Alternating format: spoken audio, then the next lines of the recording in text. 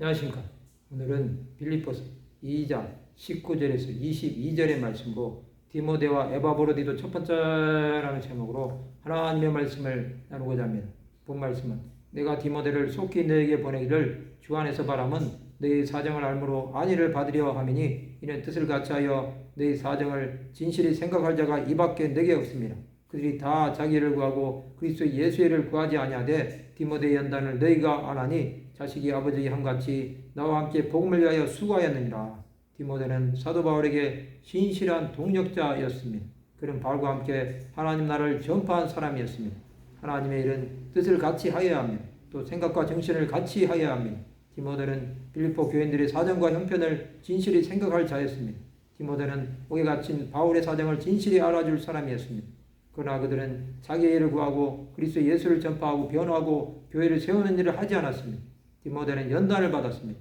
그 연단을 빌립보 성도들은 알았습니다. 디모데는 충성된 하나님의 사람이었습니다. 바울은 빌립보 교회에 디모데를 보내어 형편을 알아보기를 원했습니다. 바울 자신도 속히 가기를 원했습니다. 바울은 복음을 위해 헌신한 디모데를 칭찬하고 있습니다. 디모데의 헌신은 빌립보 교회를 세운 것입니다. 빌립보 땅 안에 하나님의 함께하심이 있었습니다. 디모데가 있음으로 인해서 빌립보 교회 안에 하나님의 영광이 가득했던 것입니다. 예수를 위해 살고자 하는 사람은 하나님께서 붙들어 주십니다. 우리는 하나님의 일에 수고하는 사람들이 되어야 합니다. 그러기 위해서는 하나님의 뜻에 맞는 사람들을 찾아야 합니다. 하나님께서 우리를 위해 독생자를 보내주셨습니다. 우리는 그 예수로 인해서 사는 사람들입니다. 복음을 위해 수고하는 것은 하나님 나라를 위해 헌신하는 것입니다. 우리에게 주어진 시간은 얼마나 될지 알 수 없습니다. 하나님 나라는 언제 임하실는지 알 수 없습니다. 우리는 끝까지 복음을 위해 수고해야 합니다. 그래서 하나님 나라를 위해 드려져야 합니다. 복음은 예수 그리스도를 전하는 것입니다. 디모데가 하나님 나라를 위해 살았듯이 믿는 성도들은 하나님 나라를 위해 살아야 합니다.